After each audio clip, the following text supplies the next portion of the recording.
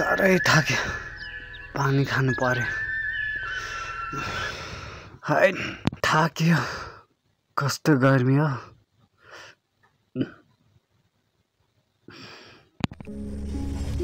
कान्छा हजुर अलिअलि पानी खाउँ होला अब चिसो ओ एउटा कुरा सोधौँ सोध्न त कान्छा के कुरा हो आमा गोरी तपाईँ गाउँ गोरो अनि म चाहिँ किन कालो कालो थिएँ अब हजुरबातिर गइसक्यो अरे कति काम गर्छ अब त बिहे गर्ने बेला पनि हो अब विदेशतिर गएर 2-4 पैसा कमाएर पो आउने हो कि बेरोजगार बढेर देशका सबै युवाहरू विदेश पलायन भएछन् ती बुढा नेताहरू देश हाँकिरहेछन् देशको हालत विचित्र नै छ देश विचित्र भएर के भयो त अब आमालाई पनि सन्तोष छैन अब आफू यसो 2-4 पैसा कमाएर लिएर आउनुपर्छ त घर खर्च पनि टार्नु पर्यो साइला दाइको कुरा ठिकै छ कान्छाको बिहे हेर्ने र हार्छ बुहारी आफै खोज्छौ कि म खोजिदिउ बिहेको कुरा भगवान भरोसा ए भगवान यो कान्छाको बिहे छिट्टै गराइदिनु बिहे भयो चाँडै खुवाउनु पर्छ है नानी पाउने कहिले कहिले कोक्रो बुन्ने अहिले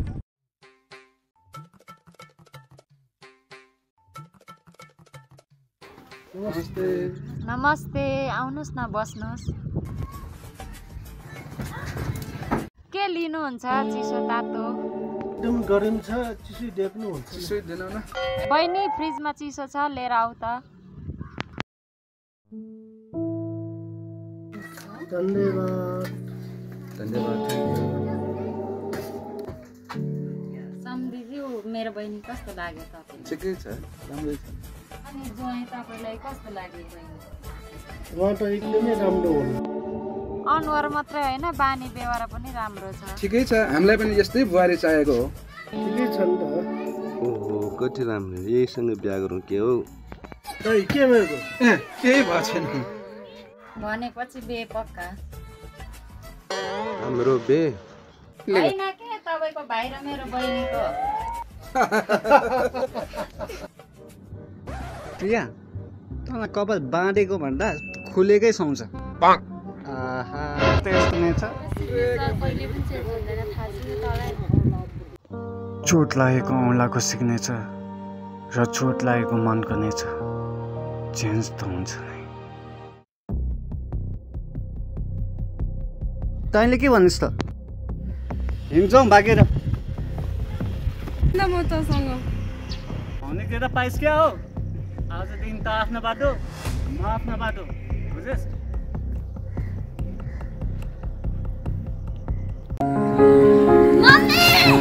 ए छोरी मम्मी आस्टुको बिहे हुन लाग्यो है अब नाचिन्छ खाइन्छ है मम्मी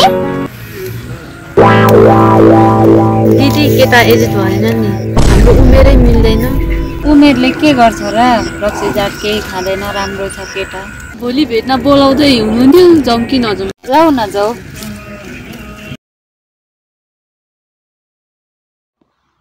प्रिया तिमी कसैलाई मन पराउँछौ झुटो कुरा बोल्न चाहन्न साँचो कुरा भन्न सक्दिनँ प्रिया तिमीलाई भन्न खोजेको कुरा मैले बुझेन नि प्रिया आजसम्म मैले कसैले पनि प्रेम गरेको छैन प्रिया तिमी नै हो मेरो अन्तिम प्रेम बिहे गर्छौ नि तिमी जब पछि तिमीलाई दिन्छु कान्छा राम्रोसँग विदेश जाऊ धेरै धन सम्पत्ति कमाएर ल्याऊ यहाँ एउटै केटी खोजिदिउँला अनि फर्केर आएपछि के गर्नुपर्छ राम्रो घरबार गर्नुपर्छ है कान्छा राम्रोसँग जाने यसो 2-4 पैसा कमाएको बजार लिएर आउने यसो घरबार चलाउनु पर्छ हस् ल शुभ यात्रा राम्रोसँग जाऊ है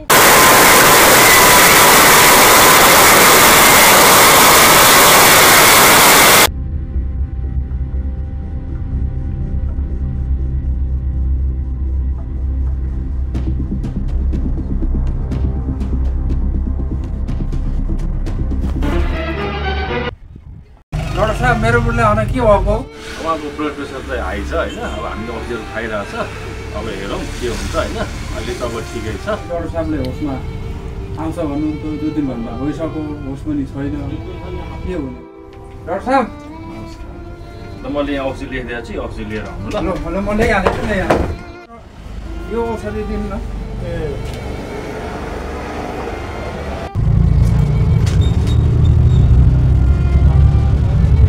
अनि तपाईँको बिरामी निकै सिरियस छ कि के हो? त अघि सामान्य छ भन्नु त खोइ थाहा भएन मलाई त।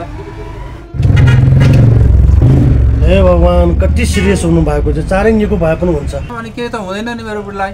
उहाँलाई हामीले अब कोसिस गरेको हो, तर अब यो अब उहाँले बचाउन सकिएन।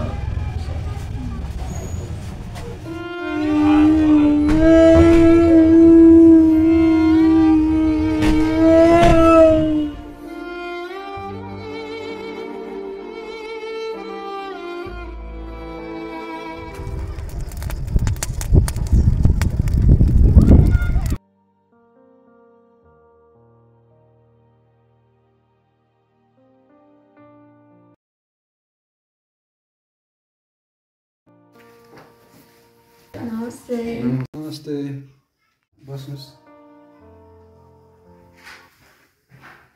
भन्नुहोस्, के कामले आउनु भएको? रामजी हुनुहुन्न? रामलाई भेटेर कुरा गर्नु थियो, त्यसैले आएको। ए राम, दाइले किन बोलाएको होला? के छ तिम्रो हालखबर? ठिकै छु। आज एक्कासी आयो त, के भन्न चाहन्छु? मेरो मनको कुरा चिठीमा लेखेको थिएँ, त्यही दिन आएको। किन दिएको? मेसेज गर्दा हुन्छ, फोन गर्दा हुन्छ। हुने बेला बुहारी ल्याएर चाहिँ हेर्न आउनुहोस् त। ए हो र बा नमस्कार। बा बस्नुहोस्। तिमी आएको बेमा म अमेरिकामा थिएँ, अब तिमीहरूको बे म गराइदिन्छु। हस् त बा, मलाई आज हतार छ, म लागेँ। मेरो हुनेवाला बुहारी तिमी नै हो, तिमी नै मेरो बुहारी बन्नुपर्छ। राम्रोसित जानुहोस् है नानी। म लागे, बस्नुहोस् है।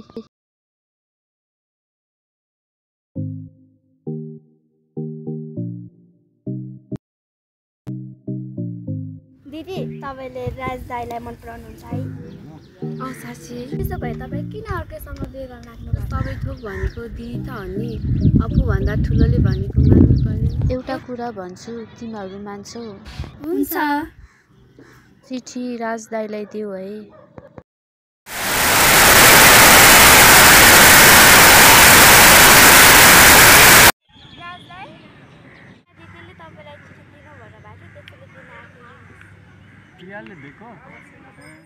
राम, यो चिठी मैले राजबारे लेखेको छु। अनि राज, यो चिठी मैले रामबारे लेखेको छु, ताकि तिमीहरू एकअर्कालाई बुझोस्। मेरो मनले राजलाई चाहेको छ, तर दिदीको चाहना रामसँग लिए। राज मेरो मनमा छ भने राम मेरो इज्जतमा। राजलाई अपनाएर रामलाई अपमान गर्न चाहन्न म। मेरो जस्तो हालत कुनै केटीको पनि नहोस्। जाँदैछु संसार छोडी यादगार बनेर। अन्तिम पटक भेट्नु मन छ तिमीहरूसँग चौतारामा।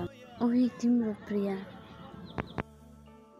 रित्तो रित्तो छु म, छैनन् बाँकी कुनै अरू चाहना।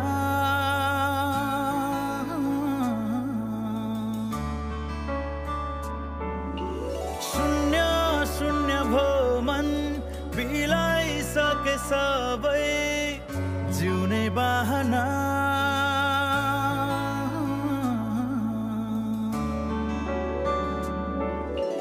घर जलेर आज खरानी भो सबै, मन डढेर आज बिरानी भो कठै।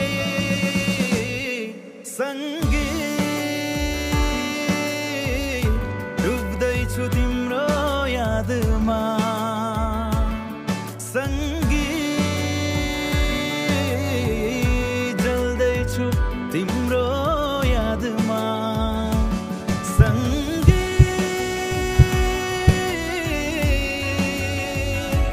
सँगै।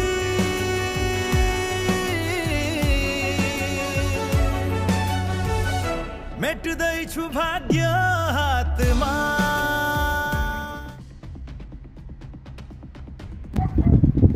प्रिया यो तिमीले के गर्न लाग्यो जिन्दगीदेखि हार खाइसके अब जिउन चाहन्न प्लिज प्रिया तिमी त्यस्तो नगर्नु न प्लिज मलाई माफ गरिदेऊ प्रिया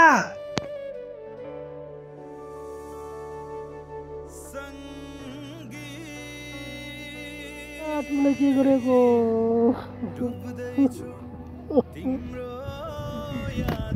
प्रिया तिमीले के गरे प्रिया प्रियालाई के भयो